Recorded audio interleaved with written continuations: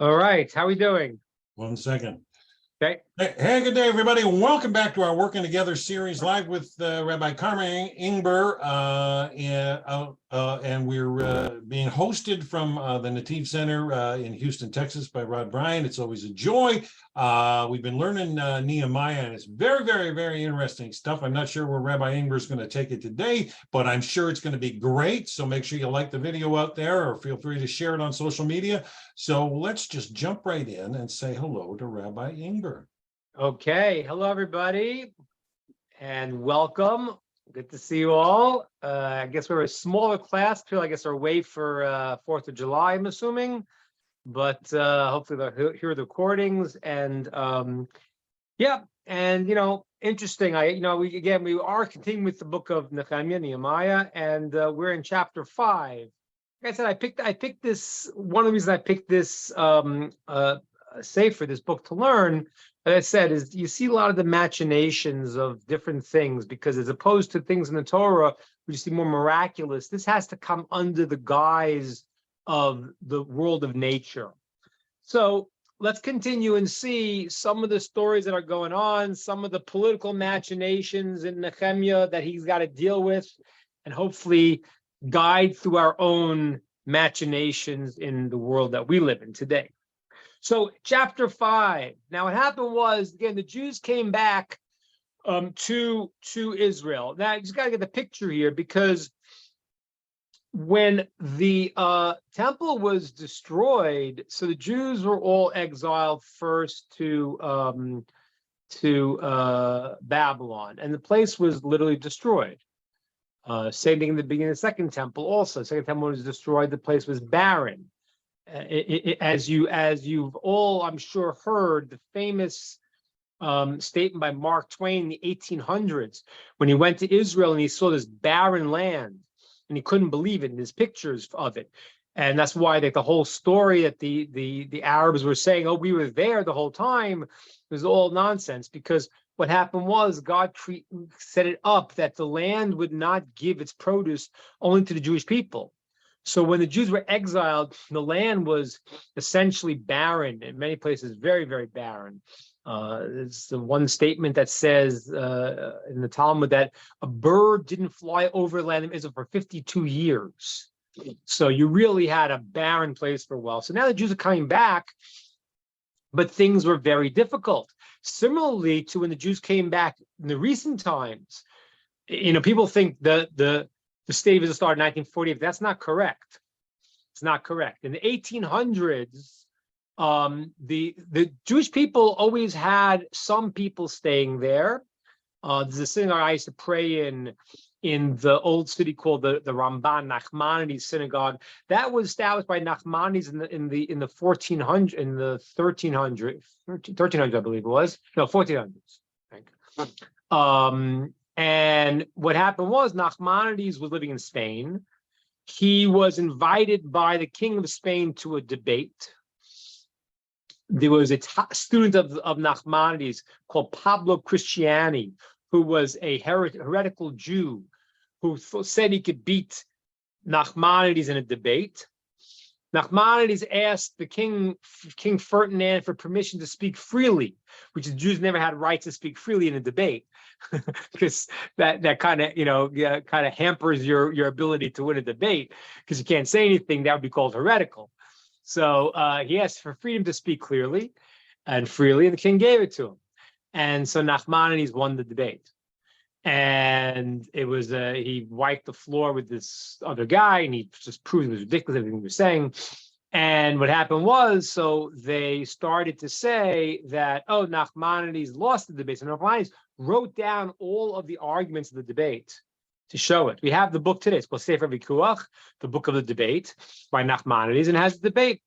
And as a reward for this, he got threatened with his life. He had to run away, and he ran to the land of Israel.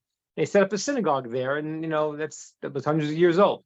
So there was always like a small Jewish presence. In the 1800s, the Jews started coming back to the land of Israel. There were two great rabbis at the time, the students of the Baal Shem Tov, the students of the Vilna Gaon, who were sent by their teachers to go reestablish the land of Israel. So just so you should know, historically, like political modern Zionism, which starts in the 1900s, the movement to return to the land of Israel was already happening very strongly in the 1800s. There was there were a few wealthy Jews that were backing it, Moses Montefiore and Rothschild. They were backing return to Zion, and Jews were going there. And what happened was, in every town, my mother's town, she told me about this. Like, before the Holocaust, there were people in their town that would go live in the land of Israel, which was desolate, poor, and they would gather money for them in Europe and send money to them to live. And that was called the Yishuv HaYashan, the original settlement, coming back to land in the 1800s. And the people had no money. There was no agriculture. It was desolate. The land started flourishing in the 1800s when some of the people who had some money, like Moses Montefiore and Baron Rothschild, they started setting up some industries in the land of Israel. By the way, and this is important to know just for politically, because the Arabs that came to the land of Israel, and this is well documented in the book called From Time Immemorial by Joan Peters. Joan Peters was hired by the Arabs to write their story, and she started researching it, and she changed her mind. She said, this is not correct. This is not what happened. And she wrote a book that said, this is all a political scam, and she wrote the real story. So you want to see the book, interesting book called From Time Immemorial. And she writes there that for every Jew that came down to the desolate land to reestablish it, for every Jew that came, 100 nomadic Arabs came from the different places to get some food and some work. So when the Jews started returning, that's when really Arabs started coming in, because there were not many of them living in Israel. They were nomadic. They were living in other places, Syria, Lebanon, and they would come into the land then, and that's how they would get work. And that's similar in an introduction to chapter 5. Because chapter 5, you got to see it in that context. You got to understand that they came back to the land of Israel, and there's very little food. The place was desolate. They had to rebuild it. And what happens is that now all of a sudden they're building the wall. Ezra came back and restarted, and they finished the temple. And then Ezra came and he established, all the strength of the people. But there were small cadre of people surrounded by enemies, and there's not a lot of money. So in chapter 5, the people under the yoke now, and they're working all the time to build the wall, because Nehemiah's mission was, we got to make our efforts to protect ourselves. So the people start crying out in chapter 5, and the people cried out, and they said, "Listen, we have no money for food." Okay, their lands were mortgaged. They had to borrow money, and they were in debt, and they couldn't make money because they're building the wall. Okay. Now, a couple of things I want to discuss here in the beginning of this, in the chapter 5, from verse 1 to basically till verse 6, where they talk about how bad things are. First of all, they say something that our children are being made into slaves.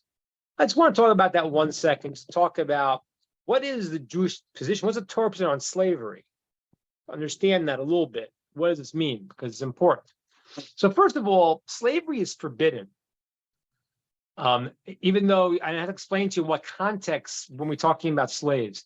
So there's two different kinds of aspects of slavery in the world. What in America used to be called an indentured servant, which means you owed money and you worked to pay off your debt. The second thing is called a slave. That person owns the body as of the person. So that is forbidden. Just important to know that nations of the world cannot take another person and make him a slave and own his body. They could have him work for them, and similarly, a Jew cannot take another Jew to make him work for them as a slave. They own the body. That's forbidden. So that's important to know. There is an exception that you may have heard about called the Canaanite slave. And it's a very different phenomenon where a Jew would have a person that they elevated him spiritually. He actually was a Canaanite that can actually this, and you see in the story with Moshe, when Moshe made the people, there were people who came to Joshua and to Moshe and said that they were from faraway nations, they wanted to come and they were lying, and Joshua said he would not they can come part of Jewish people, and he said it wasn't true, and he made him into Canaanite servants. So a Canaanite servant's a little different because Canaanite servant is actually an elevation of status. They have laws as a Jew in many areas, and they go to the mikveh and they become spiritually elevated. That's the only exception to what we're talking about of the idea of a slave. On the whole, the idea of owning a person is forbidden. Can't do it. Not only that is it forbidden, the Talmud says that if you go and Talmud recommends strongly against being an hourly worker. It calls an hourly worker job a slave to a slave. And sometimes we have to do it. But the Talmud does not like that approach for a human being. It's much better to be a contractor, that you are not owned, your time is not owned by anyone. Of course, that doesn't mean they own your body, but they still own your time. 9 to 5, you plug. Now, again, I understand people have to do this. I'm not telling a person to go quit their job. But I'm saying is that it's very important, the ability to have a person's freedom. And therefore, when it's talking about being slaves here, it cannot mean physical owned slaves. Rather, it's the concept of they were like had to work to the point where they own their time. That's simply what we have to say, because otherwise slavery as a concept is forbidden. You can't go and a non-Jew cannot make another non-Jew as a slave, and a Jew cannot make another Jew as a slave. There's the Canaanite slave is the exception of the spiritual elevation of the person, but otherwise what we're talking about is there is a phenomenon of something that a person could work for someone for a period of time as a financial obligation.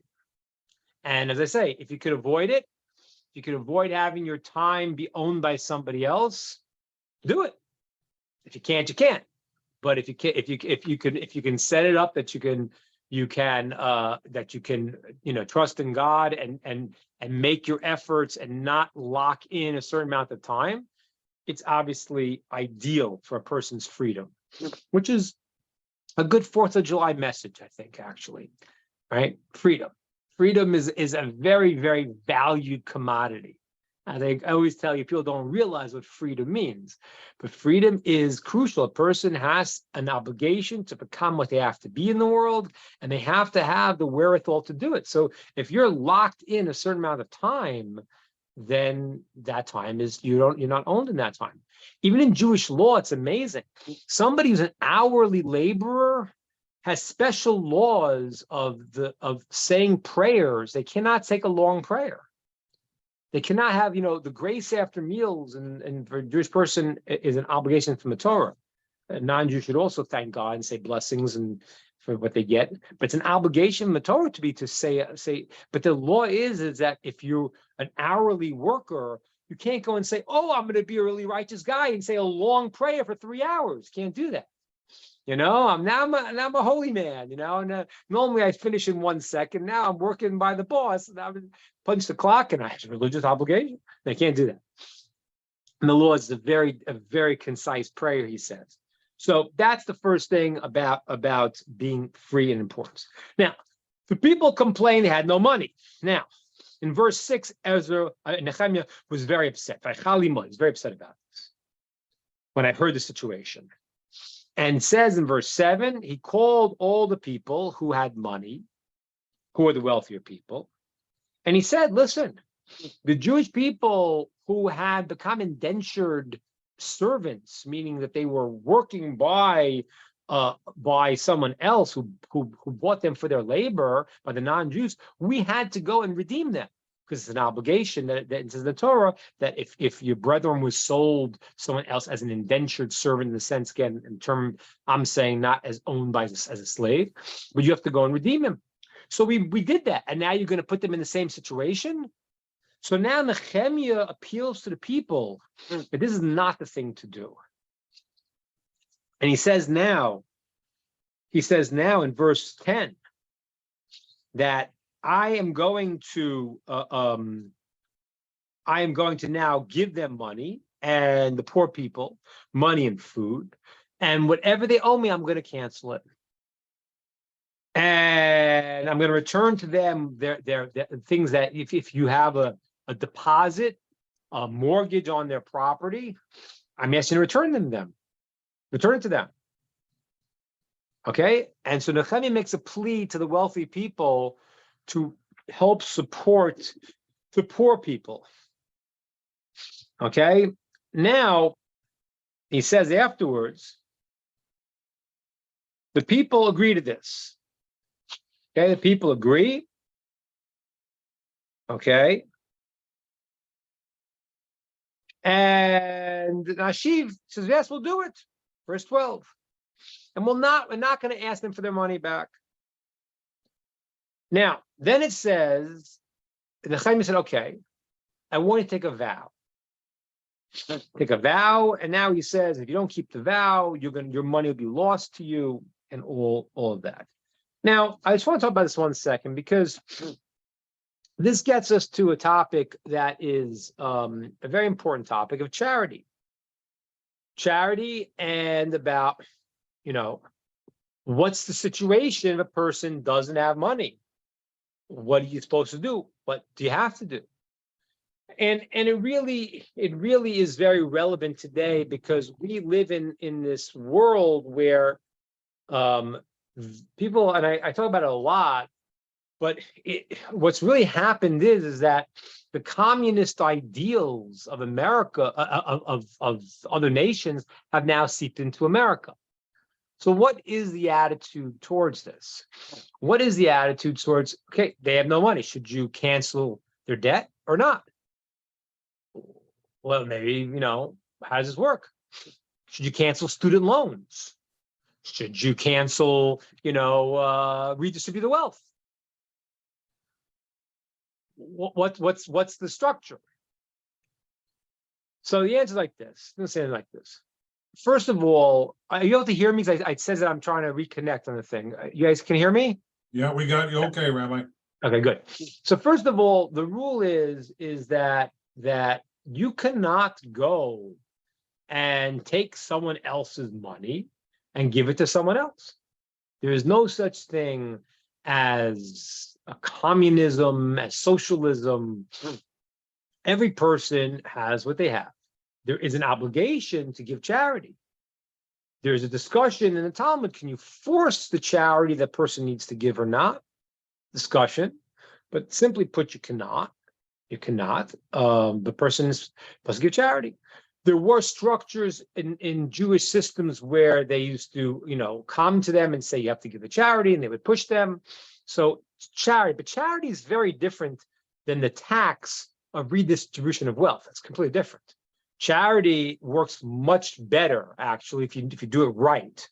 And it's very important, because the Jewish people have been very careful about this throughout the generations, where they really set up, like a free loan societies. They do different things to help people get themselves started. As I probably mentioned to you before, in terms of the levels of charity, the highest level is actually a loan, because then you give the person the ability to make their money and they keep their honor intact. So they give you the money back and they turn it. That's the highest form. So to give someone a job, give someone a loan, but otherwise there is the obligations of giving charity. That is a commandment Torah, and it's a giant commandment. However, there's not such an idea of redistribution of wealth. That's insane. That's complete, as I mentioned last week, that is called an ignoramus. And at a certain level, it's actually stealing. My son once pointed out to me, if you look in the story of Joseph, I think I mentioned this one before, it says that Joseph bought the Egyptians as slaves, indentured servants, whatever you want to call it. And he took from Pharaoh 20% of the people's earnings, he took in taxes. Wow. At 20%, you're like, all right, what does the government take today? I mean, 20%, you're like, oh, okay, that's maybe not so bad, it's 30%, 43%. and it's 50%. What? 43% is the revolt threshold. Yeah. Is the what threshold? The threshold for revolt. Revolt. Yeah. Where did what's that from, Dan? Where are those numbers from? Oh, I can't recall exactly where I read it, but yeah, 43% is a tolerated socioeconomic limit. And after that, people start to revolt. So you find in a lot of civilized societies, people, they try to keep it as close to it as they can without going over. Right. And then you could say, well, there's a smaller percentage of people that have more money, so we could take more from because they're too small to revolt. So you could also then say, let's just tax those people. Right. But the point is that that's not what's going on here. What's going on here is chesed, is kindness, because there is the idea that every person has what they have. They have their mission. They have what their wealth is. But they have to take from theirs and give it as a statement of their own giving of charity. The reason why Nehemiah pushed them so much was because it was a time where that's what was needed. It was a time of famine. And therefore, he called on them to go beyond the letter of the law, what they normally would have done, and to give more charity because it was needed. It was time of famine. The people came back. They had to build the walls. All of these problems were such that the people now understood it wasn't that what they owned was not theirs. It was theirs. It wasn't Nehemiah coming and saying, you didn't earn this. He didn't say that. What he said was that this is a time where it is a time of the obligation to step up and to do chesed, do charity. And the people all accepted that. And that's why afterwards, the only curse he gave them is once they took a vow. Because if they wouldn't have done it, they wouldn't have done it. He couldn't force them to necessarily do all that. But the vow, once they took a vow and they were obligated. And so that's what happens here. So there is an important aspect of everyone has to understand that they have, they have this thing today. Some people are saying it's terrible, some people are saying it's great. The end of affirmative action in America, which I think is a great thing. That every person should be judged on their character, on the color of their skin, and a person should therefore, be able to have the abilities to go and to make what they make. Once you make something, we're not going to take it from you, but we ask that a person be kind and do the act of helping people who have less. And here there was certainly that need because the state of the world at the time in Israel and the need to build a wall and the Great Depression and great poverty they were in. And that's what happened. Okay, good. Questions, comments on what I just said so far?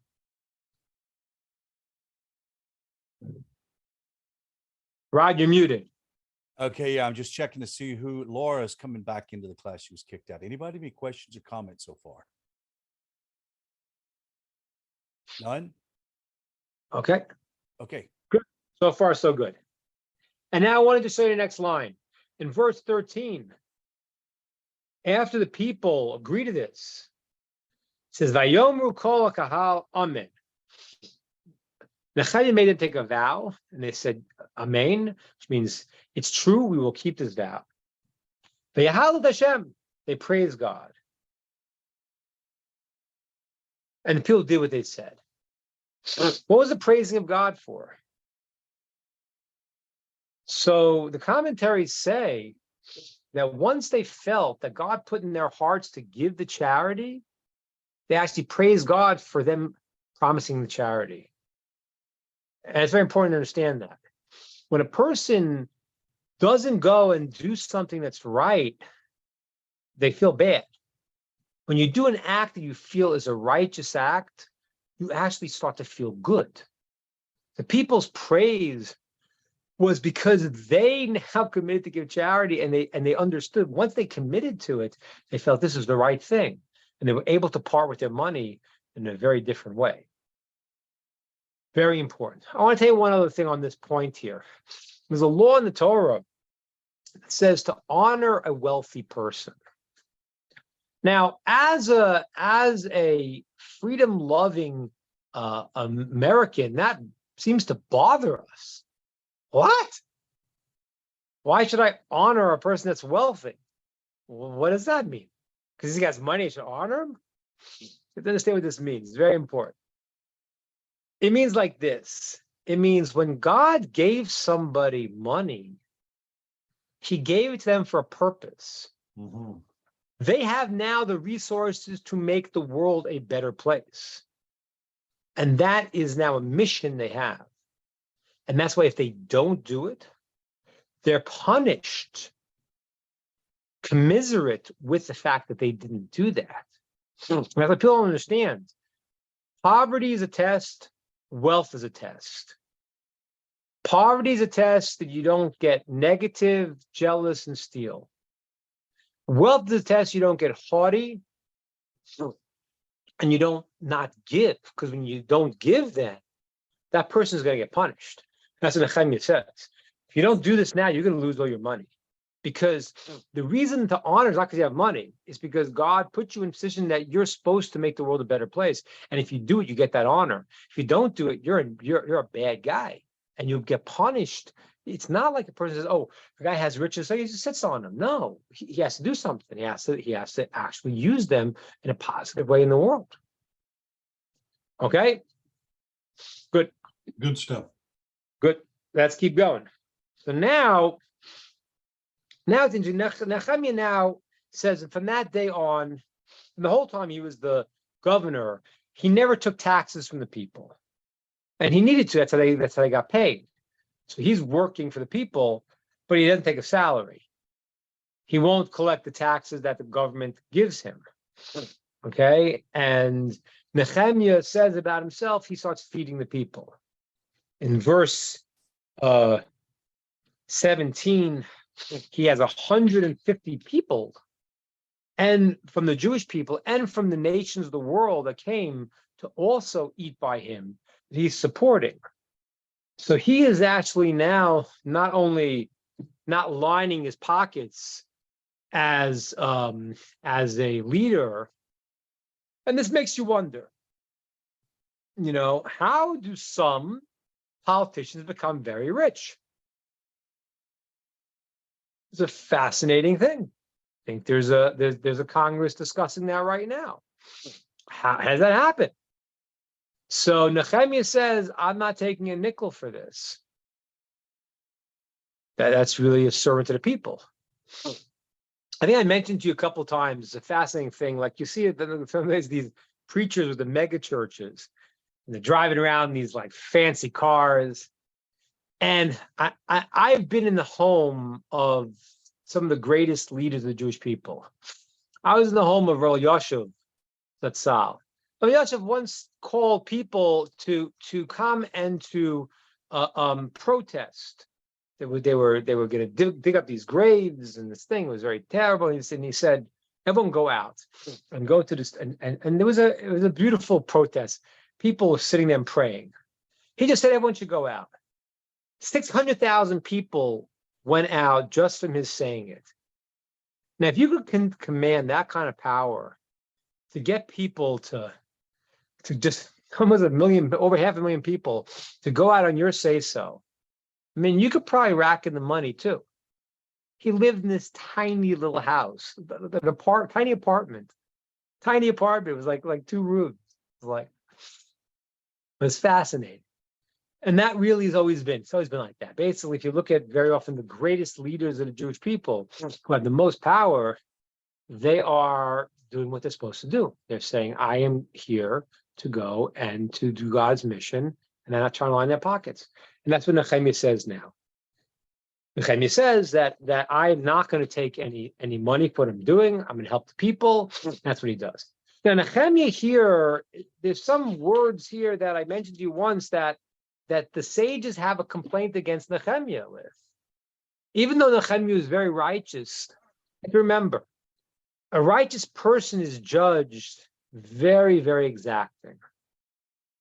It's not like, people think, oh, the guy's a saint, so we'll give him we'll give him slack. No, the more righteous the person, the more the Torah holds them in a higher obligation. The reason for that, I told you many times, is because when a righteous person is doing something, they don't want the system to be tainted by giving them chesed, kindness. They want to earn what they're doing. They want to be exact. They want to be precise. They want to be able to do everything right. Nehemiah here says two things that the sages have complaints against him. Either he didn't mean it in a bad way, but didn't come out right. In the end of the chapter, in the end of the book also, he says, Hashem should remember what I've done. And on that, the sages say, some say, he didn't mean it that way. The Malbim says he meant it in a way that, remember what I'm doing should be a blessing for them. But when you say, remember all the good things I did, it doesn't sound right. It sounds like you're taking credit. Like you owe me. Nehemiah is held accountable for that. Additionally, he says, and I'm not taking the taxes, and the previous governors did take it, but I'm not taking it. Sages say you shouldn't have said that either. Because, okay, you're doing a great thing, but don't take somebody else's calculation. I don't do this. Okay, you don't do this. So what do you tell us about other people? He didn't mean it in a bad way, God forbid. But the sages actually held him accountable. And a righteous person has to be very, very careful. So even the great Nehemiah, who's doing a great thing, had to be careful not to contrast it to other people and not to elevate yourself in any way. And it's very hard. It's very hard. We would do something good. We want to feel, I did it. Amazing. It's very hard to be that person, to feel what I am doing is what I'm supposed to do. It's very hard. Because we all, and today especially, most people have low self-esteem. And so when you do something good, you what you want to do is you want to feel good about it. And so how do you? And it's a problem. How do you talk about humility when I feel bad about myself? And most people that are haughty are really not even haughty. They're really very low self-esteem, and they're trying to elevate themselves to make them feel better about themselves. So I always tell you, the answer is somewhat simple, but very hard to do. The answer is you can feel great about yourself because you are made in the image of Hashem. And therefore, you could feel you're the greatest person in the world because you are. But how did I get this way? Well, because God gave me this quality. He gave me certain skills. He gave me certain things. So that's why Moshe, as Moses becomes greater and greater, becomes more and more humble. It's fascinating. You would think the greater he becomes, the more haughty he becomes. But the greater he becomes, the more he understands what this is from God. So yes, feel great about yourself. You do something good, feel good that you did it. But don't separate yourself from your source. Because when you do that, then you have to say, and that's really this week's parsha of Bilam. It's amazing. Bilam, God talks to him and he says, oh, God speaks to me. And it's the sages say, it's fascinating when the first messengers come to Bilam. So Bilam says to God, Balak, the king, sent these people to me.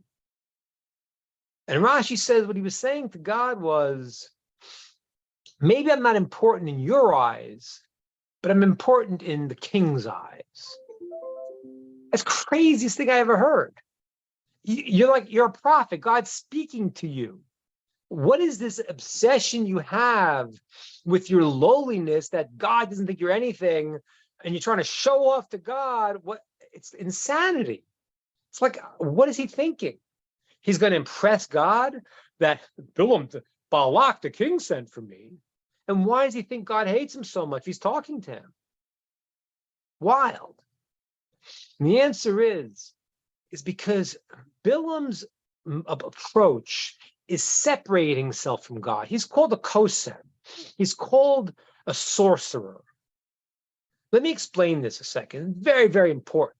There's a law in the Torah. It says that the Jews are not allowed to go to sorcerers and tarot readers, and people will see the future. But God will give them a prophet, and he'll tell them what they need. So I don't understand. So fine. So we got a prophet, but if the idea is telling me the future, so why is it better hear the future from the prophet than to hear the future from the sorcerer?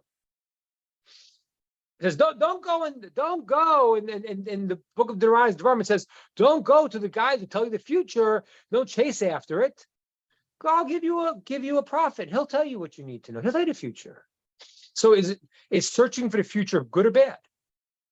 Well, it depends. Depends. The sorcerer's goal is to find out how the spiritual world works to force God's hand, because he's separate from God. Bilam's not about what does God want and I'm connected to God. His what can I get? How can I force God's hand to get what I want? That's the sorcerer. So the search for the future is a search for something that runs contrary to God. That's why he's doing it. It's about knowing how the system works to manipulate the system for his own intention. The prophet's not about telling you the prophet is, now that you are connected to your source, you will know the things you need to know how to go forward, but not because you're trying to manipulate to get to what you want.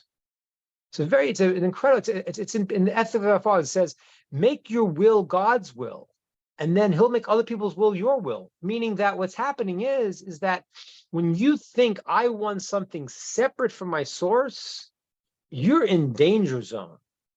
You're in danger zone, because at that point, you got your own agenda. That's what Bilam was about. Yes, he was a prophet, but he felt he was so low in God's eyes because he knew he was competing. He wasn't trying to say, what's God's will? The prophet, that's what the prophet's trying to do. Understand what God wants. And when you understand what God wants, so yes, God will tell him, okay, so you need to know the future in certain cases to know what's going on. It's completely different objective, okay? And that's what we have to do. We have to feel good about ourselves, not because, oh yeah, this is who I am and I made myself.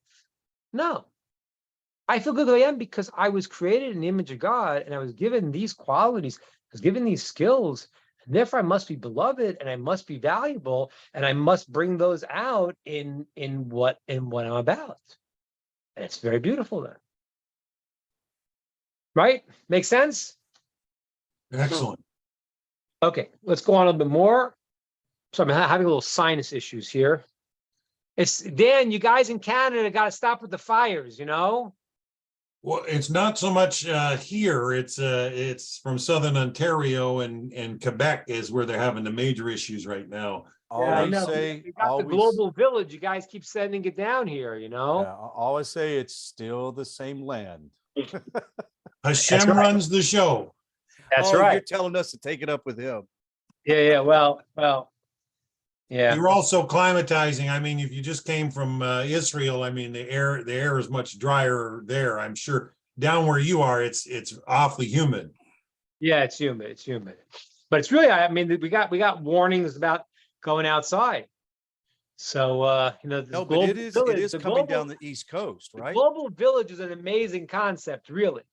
Yeah, Toronto was designated the worst air quality in the world a couple of days ago. Poor Rabbi Skobach. But I don't say, isn't the fires on the East Coast? Well, it's in Quebec, which is closer, directly above the eastern seaboard, but it's 5,000 kilometers, 6,000 kilometers from me. So you're doing good. Yeah, we're okay here where I am. I mean, we got our share of forest fires here in British Columbia. Of course, Pacific always gets forest fires. Okay. Anyway, I'm having a little trouble breathing these days, so excuse my sort of gasping here. Okay, let's go a little bit further. So now we are up to, that is chapter 5. Chapter 6. Chapter 6 brings us back into, and again, one of the reasons I learned this book with you, brings us into our world of global politics today. Because the good guy often does not look like the good guy. The bad guy is the guy who's calling you a crook, very often is the thief. And if you don't believe me, just look at the politics. Spin doctors. It's quite amazing. And that's a statement from the sages. The sages say whoever disqualifies with their own iniquity. When you go and you say, the guy says, you're a thief, check him out. Could be they're a thief too. Or it could be they're a thief and you're not, hopefully. But that's what's happened. So that's exactly what's happening in America. It's happening across the world with the situation. And it's no different in what's happening in Nehemiah. The guys who are looking like they are the righteous, holy people, have good intentions, are not. All right, let's see chapter 6. When the enemies of the Jews, Sanballat, Tovia, Geshem, and the other enemies saw that the wall was finished, they didn't put the gates on yet, but they had the walls finished. They started trying to create issues. Literally, like all the stories you see in politics, and they present it a certain way, and that's not what's happening.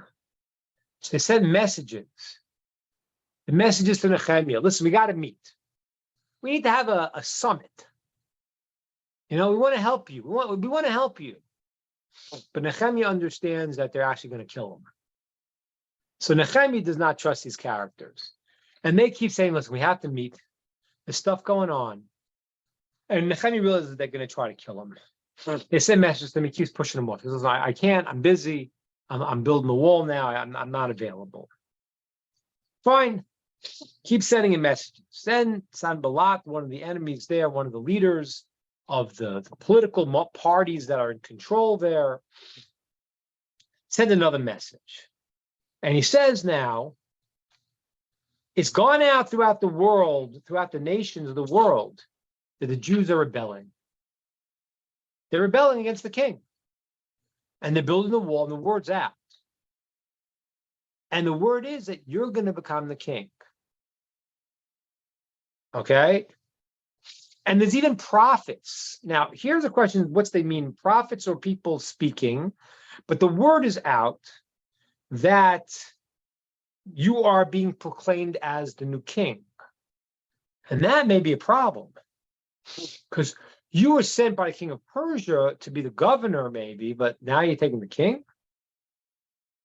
Now let's get together, you and I, and I'm going to try to help you. Okay, because I know what's happening here. The word's going out. Nehemiah knows this politician is lying. He knows Jeffrey Epstein did not kill himself. He knows all the other shenanigans are all a big lie. He sees right through it, and he says, no thanks.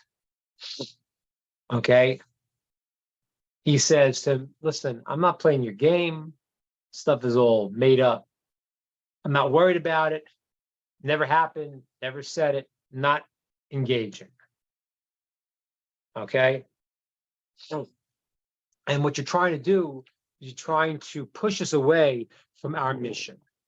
And that's really what it is. And as I told you last week also about how to deal with the politics. Keep your mission in mind. Keep your mission and don't get stuck in their games. So you're trying to get us, off track. So we're gonna buy into your story. That's not it. So now what happened was Nehemiah gets a message from this guy called Shemaiah ben Daliah, who was an ascetic. He was a guy that was pretending to be a holy man. Okay, pretending. Remember, there's still prophecy amongst the Jewish people. This guy is pretending to be a holy man, and he tells Nehemiah that, listen, I'm on your side. Your enemies are coming to kill you. You should go into the temple. There's no gates and the doors of the walls of the city. Go in the temple and lock it up and stay inside the temple. I'm going to kill you tonight.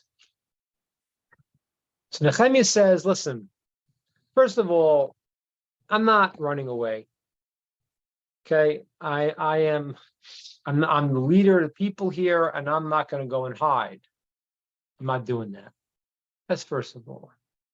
And second of all, you're sending me to go into the temple. I'm not a Cohen.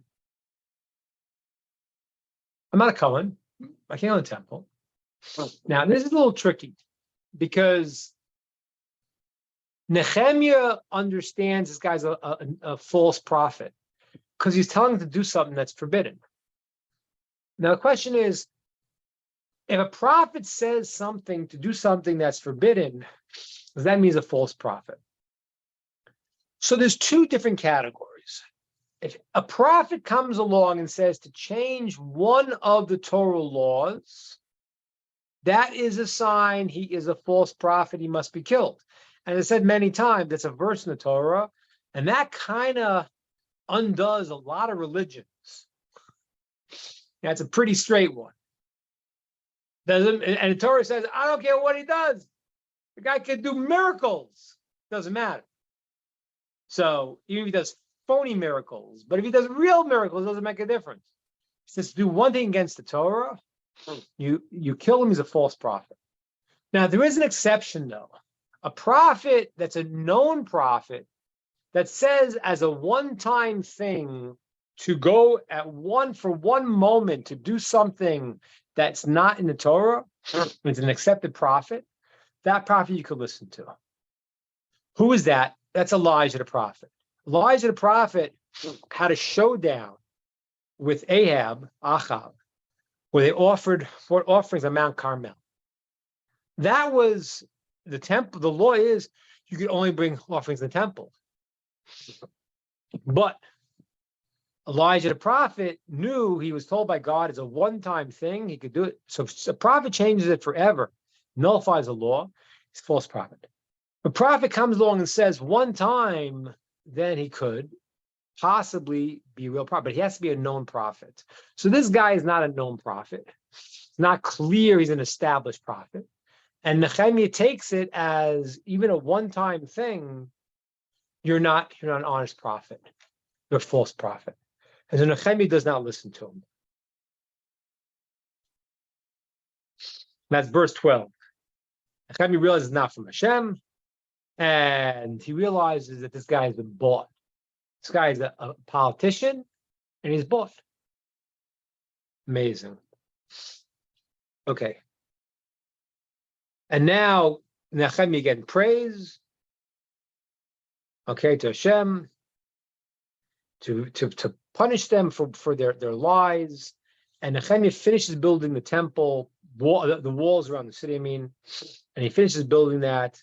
And when the people, the enemies of Israel, hear the temple, the wall has been finished to be built, their hearts melt because they realize that this is a major change. And it says they realize it's from Hashem, which is a fascinating thing to say, really, because this whole story of Nehemiah is happening through natural means. And so you wouldn't think these heretics would see that it was God's hand. But at the end, they realized, and they got afraid because they realized we did everything we tried and could to destroy him, and nothing worked. Okay? And at that time, there were many enemies of the Jewish people who were trying to go and to they were politicians. These guys had connections, they had power, and they were trying to stop Nehemiah from his work and stop the Jewish people from rebuilding the walls and serving Hashem properly.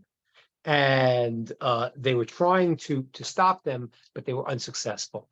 And we're going to see next time in chapter 7, we're going to start seeing there at the completion of the gates of the city and the completion now, when Nehemiah gets them all back into a safe place in Jerusalem, and they're able to really establish now the second Commonwealth. Okay, questions, comments, thoughts on what we said? Hi, Rabbi Dan here. You'd mentioned earlier about people have to keep an eye on their task. Is there any say tricks of the trade or something you can say to inspire when people are going through real dark tests? I mean, is there something they can do to keep the candle lit and the light in front of them? I don't know, but do you get the point? I mean, you'd said that people need to keep focus on their task, and yeah, sometimes it can seem quite dark. I'm gonna throw something out here, just not to answer your question right now, but something that Rod spoke to me about, and I've been debating it how to do it, but I may offer to do it for this group on an individual basis. But one of the things that I've been working on is I created this program called the 7 Mindsets, and what it does is takes Torah concepts, and it helps people to see the world through the Torah lens and really come to a self-development. The first 2 mindsets are the mindsets of purpose and individual mission. Right. And what I do there is I really work in more of a counseling format with people to help a person figure out what their unique missions, their qualities are, and therefore what they're supposed to do. Okay, so it's an important process. So I mean, we'll talk with Rod, and maybe we'll make this available, this program, if people want to do it. I mean, it's an intense program. I do with certain techniques of using certain meditation, hypnotherapies, NLP, where a person gets to really contact themselves and figure out what it is that they should do. But in brief, right now, what I would say is every person needs to look at their qualities. You could do this 2 ways. You look at your challenges, look at your positive or your negative. Go with your positive right now. There are things that you have that are unique qualities. And therefore, every person has their general commandments. The Jews have their commandments. Nochites, the non-Jews have their commandments, the 7 commandments, and the extrapolation of them. But every person has some unique commandment, unique quality within that they have to do. It'll all be reflected in what your commandments are, but what is your thing? Are you a person that can do kindness? Are you a person that, can create that? When you start to think about your qualities, you start the process of saying, what is it that I need to do in this world? Because everyone has a purpose that they could do that's unique to them. There is more general, which is for the people, but it's very specific of who you are, how you do the mitzvot. And then within that, there is your unique thing that what you should focus on. So the way to start that process is to go and to think about your qualities. See the world as is, and if we do this program, I'll help people to work it through. But you see that there's a purpose in the world. The world's moving towards completion, towards perfection. What is that? We'll explain what that is. And then what role can I play that no one else could play because I have certain skills and certain unique combination of talents that allow me to bring that out. So I think every person has to do it on a global level. If a person is Jewish, a person is not Jewish, I have commandments, and those commandments are building the world. And then the trick is to look inside. What is it about me that is something that's unique that I'm going to contribute that makes the world a better place? And then you could see it as part of your global mission. Wow. That's really good. I really hope that that's something that can be developed. To be honest with you, just about everybody who's been in this group for a while has discovered that Torah is the elixir to really managing all aspects of self-development and growth. But there are some people that come in, if you could actually mentor them through that process, it would be like they call it express lane to get there. Yeah, I think honestly, even a person who is very knowledgeable in Torah and keeps the commandments, it's still a process to understand who am I? Right. Like what is it about me that's different? You know, I Yeah. see everyone doing these commandments. Well, when I do it, it's different. Right. When I make a blessing, it's me, and it's different than someone else. And therefore, based on that, it's true for mitzvot, and it's true for the unique aspect of what I could do in the world as a reflection of my quality in the doing of these mitzvot. So I think it's a process that it's certainly obviously in the Torah, because I'm not saying anything that's not in the Torah, but it doesn't mean that everyone knows how to access it. It's like the Muslim movement in the 1800s, when the rabbis, Phil Salanter, stood up and started saying to work on your trades. That didn't start with him. It started from Torah. But sometimes people got out of the ability to really take the Torah and to apply it into their heart. So he showed you techniques to go and to feel what you were learning and to bring it out in your own world. And that you always need that, because the Torah is there, but you need the wisdom to understand it and understand how it applies to you. Right. You know, Rabbi, when you were doing the lecture, something came to mind during the transition, or at the time of the transition between Jehu and Jeroboam, that, you know, it seemed like that he needed to go clean up some mess, right? Clear out the idolatry, do this, do that. God commends him, and he's now given the throne for, you know, another generation or whatever. But then yet verse 31 just stood out to me, and I still am processing this. Yet Jehu was not careful to keep the law of God, the God of Israel, with his own heart, with his whole heart. He did not turn away from the sins of Jeroboam, which he caused Israel to commit. Like, Right. You understand? It's like that's in sort of an example of what we're talking about. Yeah, I mean, the challenges in life are great, and usually the people that have the problems are not necessarily the lower people.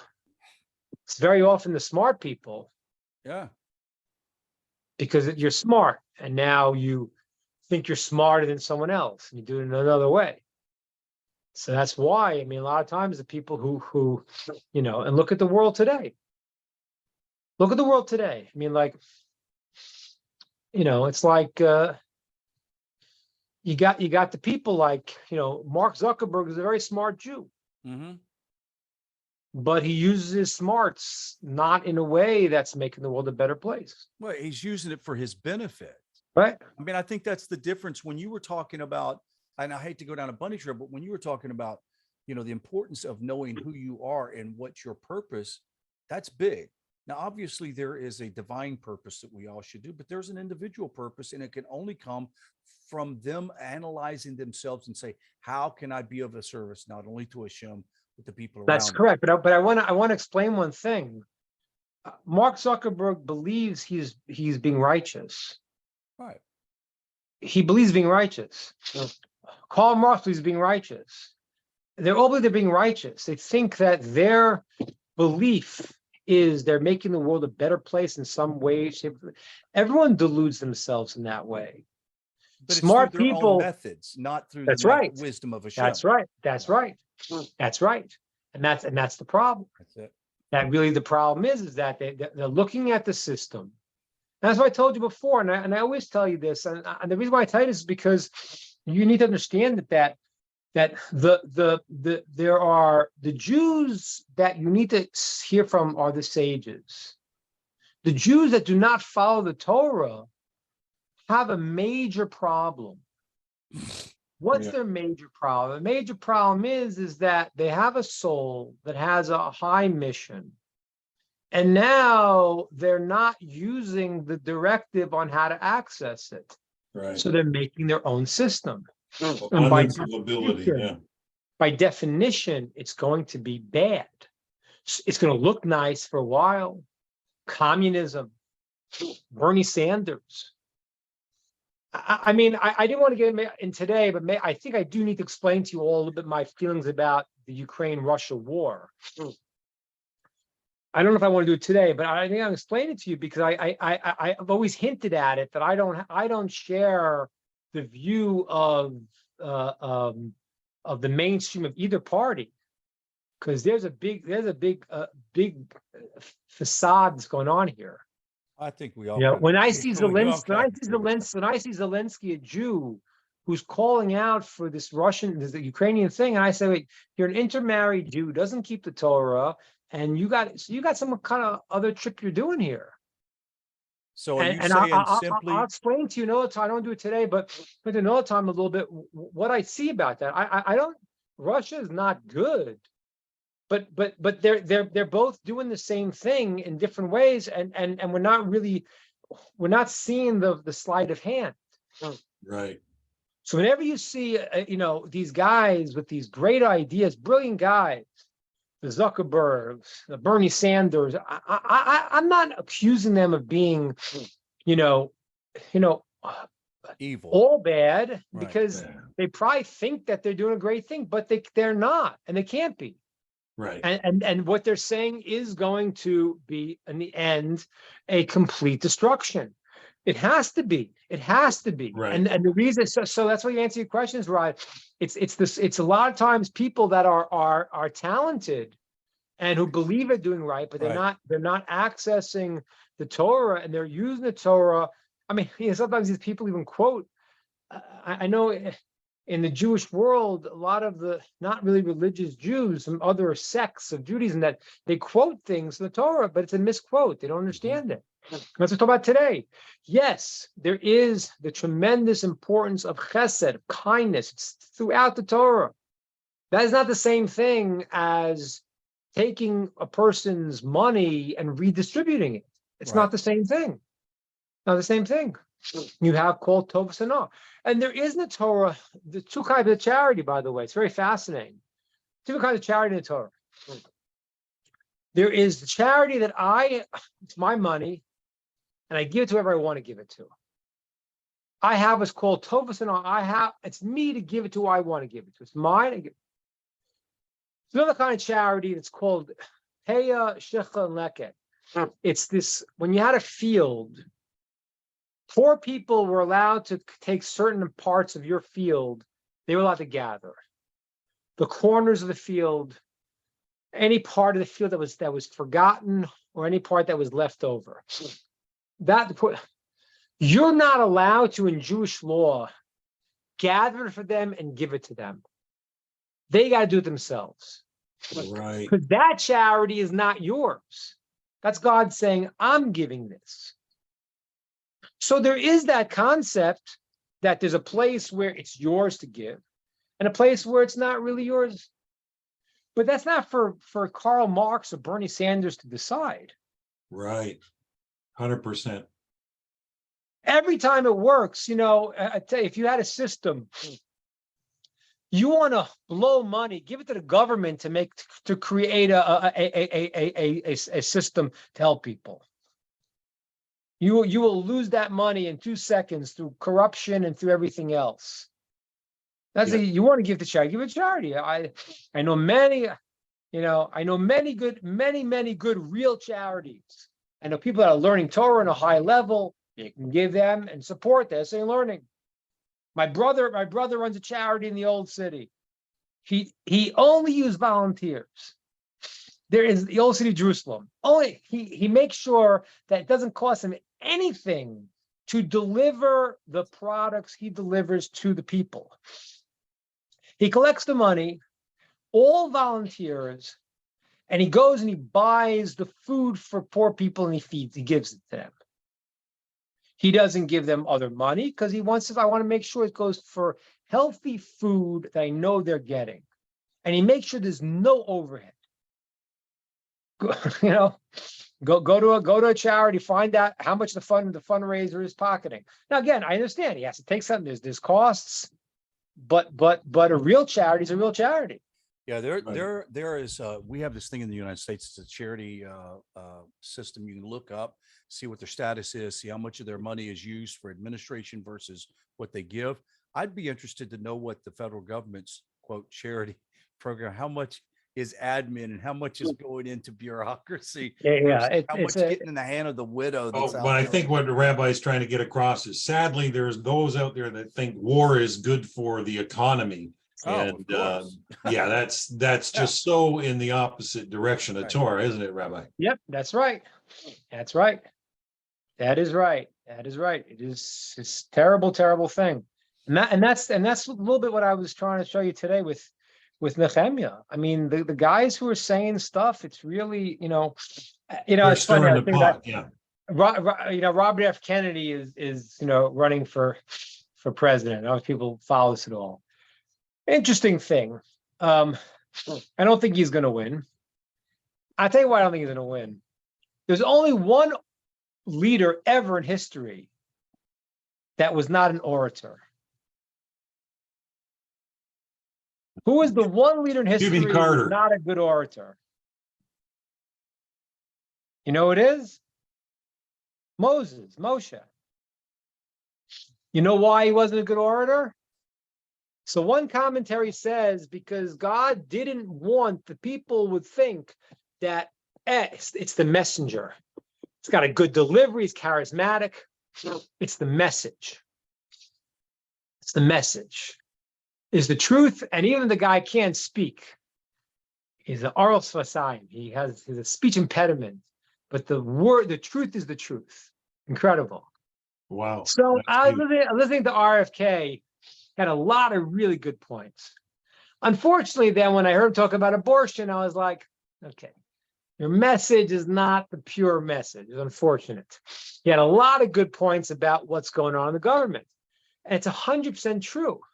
Unfortunately, his message is what he's trying to do is trying to bring back America to the Democratic Party of the 60s, which is good. Go back 20 years, 40 years, 50 years, how bad things have gotten.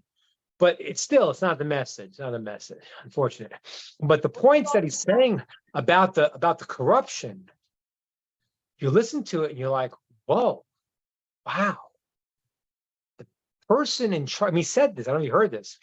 The EPA, Environmental Protection Agency, was being guided and run by the same person who was guiding and running Monsanto's, the company that is funding the toxic poisons in it's incredible. Yeah. So that's the point. The point is that sterilizing the planet. Yeah. That's right. That's right. And then they have you talking about climate change, what I told you last week. Don't worry, the world's going to last. Mashiach will be here before anything's going to happen to the whole world. Don't worry. But the fact they're poisoning your water, poisoning your plants, poisoning all these things, DeSantis, I like DeSantis. I like DeSantis as a candidate. I like DeSantis. I don't know if he'll win because my brother's got a theory. I hope my brother's wrong. My brother, I hope he's wrong on this because if my brother's right in this, then the deep state is so deep, it's frightening. My brother believes, and it could be true, that everyone knows when they're persecuting Trump, it's making him more popular. Everyone knows that's happening. His lead keeps going up because they persecute him. So the question is, are the people that are persecuting him doing that on purpose? So he'll be the nominee? If they're that manipulative, that's scary. That's scary. I don't know. I don't think they can help themselves. That's why. That's a simple thing, but it could be they operate out of their yetzer so much they can't help it. It just comes. It could be. It could be. But I think it's a problem. It's a big problem. So DeSantis, as a politician, again, politicians are politicians. Don't believe these guys. Don't believe those guys. But DeSantis, the advantage of DeSantis over Trump is, in my opinion, is that DeSantis is a calibrated person. They're gonna once if he wins the nomination, they'll call him a Nazi. They'll call him Hitler. Yeah, I was getting ready to say, if you think they're going to go easy on him because he's No, smooth, they won't. They that won't. ain't gonna happen. But he won't give him as much Right. fodder as Trump gives him. Right. Trump gives him fodder, and that's why I feel like Trump, because he's like, I'm taking the gloves off already. The gloves are off, and that's the one thing that Trump did negatively, which was that the world was pretending in a certain way. And Trump then said, "Okay, I'm not pretending anymore. This is baloney."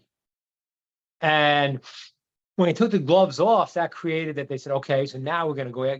Now all the kindness and the pseudo phony, externalities was gone. And then they started calling, so now the gloves are all off. And now they're justified because he's a Nazi. So, it just made America more of an angry place because he called them out on the stuff, which had to be done. But we'll see. I'm going to ask a question that I like an answer from people, because this is really I'm just curious. When somebody says something's the big lie, you got to wonder, like, yeah, you the liar yourself. I like to get an answer from people. Just maybe Rod could count the numbers here. How many people at this point do trust the electoral system? How many people feel confident in the electoral system when they vote in 2024? They feel confident that whatever the voting is going to be truthful. Can I get a show of hands, yes or no? Rod, are we more than I honestly, I see just about. I don't see Stephen or Cheyenne. I haven't seen. Oh no, Cheyenne said thumbs down. Laura, I'm sorry. Not. thumbs down. Yeah. Not say thumbs down. So it's Do a what, stereotype. Cheyenne? I said I did not do thumbs down. I'm just in the car, so I don't have my camera on. Oh, okay. I misread it. Two thumbs down. Yeah, so I think most of us here would feel Yeah. that. It's just a fascinating thing, because if half the country does not trust the voter integrity, that's a serious problem. Yeah, even if it's not true. Let's just say they have complete voter integrity, but people are going in, it brings instability to the psyche Yeah. of a country. Yeah. Yeah. Big problem. Too many psychological operations. Yeah, Right. But the good news is, whatever they do, it does. whatever they try, Hashem runs the world, and it's going exactly where it has to go. In the Baruch end, Hashem. I told you many times, the Ramchal is an amazing thing. The greatest understanding of God, you're going to be able to see of God's oneness, is when everything you think was people controlling it was all playing into the plan that God had all along. Absolutely. I agree with No you. one else is controlling anything. Don't get nervous. 100%. Yeah. That's what gives Right, us everyone. peace. Shalom, That's shalom, right. guys. We'll see you. All the Don't best. forget, no class on Tuesday night. No class Tuesday night. All Thank you. right. Shalom, guys. Rod, have a wonderful week. You Nice too, to see Dan. all you guys down there in Texas and in the States. Yeah, it's So that's going to be our Working Together series for today. Thank you so much, Rabbi Ingber, for the beautiful message, and we look forward to hearing more. So till next week, have a wonderful, wonderful week, everybody. Bye for now. Shalom, All the shalom. best. Nice Thanks. to Bye. see you, Teresa.